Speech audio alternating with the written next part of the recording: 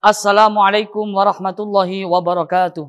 Bersyukur kepada Allah dengan ucapan Alhamdulillahirabbil alamin.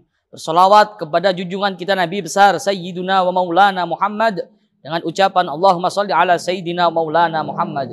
Hidup hanya ada dua. Kalau nggak senang, ya susah, gelisah.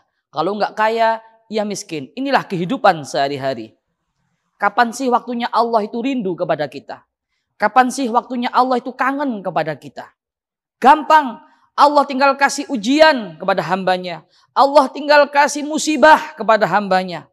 Ketika hambanya dikasih ujian, ketika hambanya dikasih musibah, rata-rata orang tersebut mengadu kepada Allah. Ya Allah, baru ingat kepada Allah. Ya Allah, tolong hamba ya Allah. Ya Allah, tolong kami ya Allah. Itu cara Allah kangen dan rindu kepada hambanya. Sekarang kapan waktunya Allah itu pengen jauh pada hambanya, itu malah mudah. Allah kasih kenikmatan, Allah kasih kesenangan, Allah kasih kebahagiaan. Di saat Allah kasih kesenangan, kenikmatan dan kebahagiaan, di saat itulah rata-rata manusia, rata-rata hamba ini jauh lupa dari Allah Subhanahu Ta'ala. Kapan waktunya hamba Allah itu rindu kepada hambanya? Tinggal kasih ujian, tinggal kasih musibah. Di saat itulah Allah pengen bermesraan kepada hambanya. Ketika Allah pengen jauh itu malah mudah. Allah kasih kenikmatan, kebahagiaan. Orang ini kuat enggak? Dan sekarang hamba manusia yang paling hebat di mata Allah adalah ketika hamba manusia tersebut dikasih kenikmatan, dikasih kesenangan, dikasih kebahagiaan. Di saat itulah mereka ingat kepada Allah Subhanahu Ta'ala. Dengan bersyukur. Ketika dikasih nikmat, ketika dikasih kebahagiaan, di saat itulah mereka selalu ingat kepada Allah Subhanahu Ta'ala. Dan yang nomor 4, hamba manusia yang paling terlaknat, yang paling rugi adalah ketika dikasih musibah, dikasih kesusahan, dikasih kegelisahan. Di saat itulah mereka sombong, mereka takabur, mereka enggak ingat kepada Tuhannya. Di saat itulah ini adalah golongan-golongan manusia yang sangat terlaknat dan rugi. Na'udzubillahi min dzalik. Hidup hanya ada dua. Kalau enggak kaya, ia miskin. Kalau enggak susah, ia senang. Tinggal kita mau yang senang apa? Yang bahagia atau yang susah? Yang kaya atau yang miskin?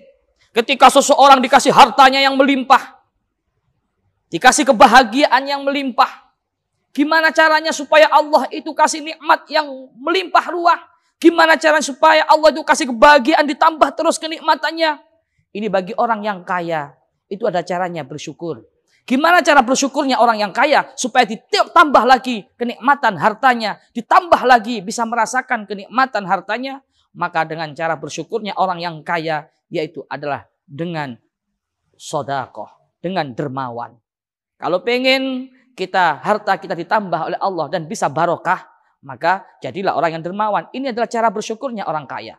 Ketika kita dikasih harta, tapi tidak barokah, kita sakit-sakitan, mau enggak? Kita stroke, enggak bisa menikmati kekayaan kita. Walaupun mobil kita banyak, rumah kita banyak. Kalau kita punya mobil itu, jangan taruh di hati. Cukup taruh di garasi saja. Kenapa? Kalau kita punya mobil, kita taruh di hati, kita akan bawa ke kuburan. Kita akan pernah bawa itu harta ke dalam kuburan. Gak pernah kita jumpai orang mati, dibawa ke kuburan bersama mobilnya, rumahnya tidak ada. Jikalau kita beli mobil yang mewah, kita beli rumah yang banyak, cukup taruh di garasi saja. Atau jika taruh di hati, cukup di luarnya saja. Karena yang ada dalam hati kita hanya Allah, Allah, Allah Subhanahu Ta'ala. Sekarang yang kedua, ketika kita diuji oleh Allah, dikasih miskin, dikasih gelisah, gimana caranya supaya kita bisa menikmati itu semua? Walaupun kita dikasih harta yang minim, dikasih miskinan oleh Allah Subhanahu Ta'ala, tapi kita bisa merasakan kenikmatan itu. Bagaimana caranya?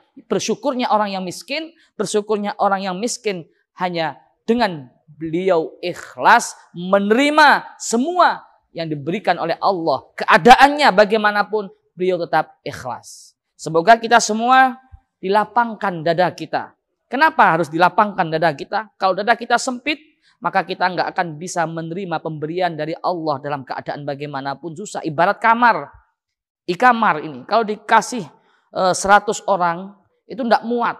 Kamar ukuran berapa meter misalkan ya. Dikasih 100 orang tidak muat. Tapi kalau lapangan yang besar, jangankan 100 orang, 1000 orang, bagaimanapun karakter menghadapi orang, bagaimanapun ujian dari orang, mereka tetap lapangan itu akan tetap besar dan banyak. Walaupun 1000 orang di situ masih sisa tulang. Baik sahabat, ini sekedar untaian nasihat dari saya. Semoga kita bisa menyikapi dalam kehidupan ini, dalam keadaan dan kondisi bagaimanapun. Insya Allah dengan bersyukur kita mau ditakdirkan hari ini jadi orang bahagia atau susah, jadi orang kaya atau miskin. Kalau kita dalam keadaan tetap bersyukur kepada Allah Subhanahu Wa Taala, tidak ada rasanya hidup kita itu susah, tidak ada rasanya hidup kita itu sedih, tidak ada rasanya hidup kita itu gelisah. Semoga bermanfaat untuk sahabat. Kita berdakwah dengan dakwah kita, dengan cinta, dengan santun, mengingatkan kepada seluruh sahabat-sahabat kita lebih dekat dengan Allah Subhanahu wa taala. Amin. Amin ya rabbal alamin. Cukup sekian. Saya Idris Al-Marbawi wal afu minkum. Wassalamualaikum warahmatullahi wabarakatuh.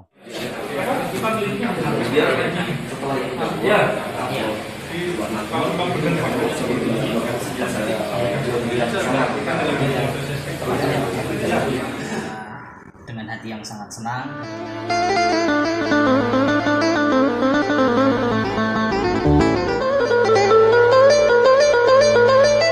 Malam hari ini Allah masih begitu sayang, Mas. Sama percayakan adanya Allah, adanya Tuhan. Tapi gara-gara Anda terjebak dengan harta, terjebak dengan dunia, dengan tahta, dengan iming-iming yang bersifat duniawi ya, dengan kecantikan, dengan harta, dengan tahta, semua terjebak, dibutakan matanya. Assalamualaikum warahmatullahi wabarakatuh. Bersyukur kepada Allah dengan ucapan Alhamdulillahirabbil alamin. Bersolawat kepada junjungan kita Nabi besar Sayyiduna wa Maulana Muhammad dengan ucapan Allahumma sholli ala Sayyidina Maulana Muhammad. Hidup hanya ada dua. Kalau nggak senang, ya susah, gelisah. Kalau nggak kaya, ya miskin. Inilah kehidupan sehari-hari. Kapan sih waktunya Allah itu rindu kepada kita? Kapan sih waktunya Allah itu kangen kepada kita? Gampang. Allah tinggal kasih ujian kepada hambanya. Allah tinggal kasih musibah kepada hambanya. Ketika hambanya dikasih ujian, ketika hambanya dikasih musibah, rata-rata orang tersebut mengadu kepada Allah. Ya Allah, baru ingat kepada Allah. Ya Allah, tolong hamba ya Allah. Ya Allah, tolong kami ya Allah. Itu cara Allah kangen dan rindu kepada hambanya. Sekarang kapan waktunya Allah itu pengen jauh pada hambanya, itu malah mudah. Allah kasih kenikmatan, Allah kasih kesenangan, Allah kasih kebahagiaan. Di saat Allah kasih kesenangan, kenikmatan dan kebahagiaan, di saat itulah rata-rata manusia, rata-rata hamba ini jauh lupa dari Allah Subhanahu wa taala. Kapan waktunya hamba Allah itu rindu kepada hambanya? Tinggal kasih ujian, tinggal kasih musibah. Di saat itulah Allah pengen bermesraan kepada hambanya. Ketika Allah pengen jauh itu malah mudah. Allah kasih kenikmatan, kebahagiaan. Orang ini kuat enggak? Dan sekarang hamba manusia yang paling hebat di mata Allah adalah ketika hamba manusia tersebut dikasih kenikmatan, dikasih kesenangan, dikasih kebahagiaan. Di saat itulah mereka ingat kepada Allah Subhanahu wa taala. Dengan bersyukur. Ketika dikasih nikmat, ketika dikasih kebahagiaan, di saat itulah mereka selalu ingat kepada Allah Subhanahu wa taala. Dan yang nomor 4, hamba manusia yang paling terlaknat, yang paling rugi adalah ketika dikasih musibah, dikasih kesusahan, dikasih kegelisahan. Di saat itulah mereka sombong, mereka takabur, mereka nggak ingat kepada Tuhannya. Di saat itulah ini adalah golongan-golongan manusia yang sangat terlaknat dan rugi. Na'udzubillahi min dzalik. Hidup hanya ada dua. Kalau nggak kaya, ia miskin. Kalau nggak susah, ia senang. Tinggal kita mau yang senang apa, yang bahagia atau yang susah, yang kaya atau yang miskin. Ketika seseorang dikasih hartanya yang melimpah, dikasih kebahagiaan yang melimpah, gimana caranya supaya Allah itu kasih nikmat yang melimpah ruah? Gimana caranya supaya Allah itu kasih kebahagiaan ditambah terus kenikmatannya?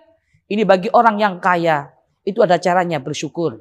Gimana cara bersyukurnya orang yang kaya supaya ditambah lagi kenikmatan hartanya, ditambah lagi bisa merasakan kenikmatan hartanya?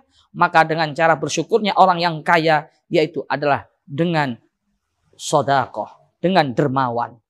Kalau pengen harta kita ditambah oleh Allah dan bisa barokah, maka jadilah orang yang dermawan. Ini adalah cara bersyukurnya orang kaya. Ketika kita dikasih harta, tapi tidak barokah, kita sakit-sakitan, mau enggak? Kita stroke, enggak bisa menikmati kekayaan kita. Walaupun mobil kita banyak, rumah kita banyak. Kalau kita punya mobil itu, jangan taruh di hati. Cukup taruh di garasi saja.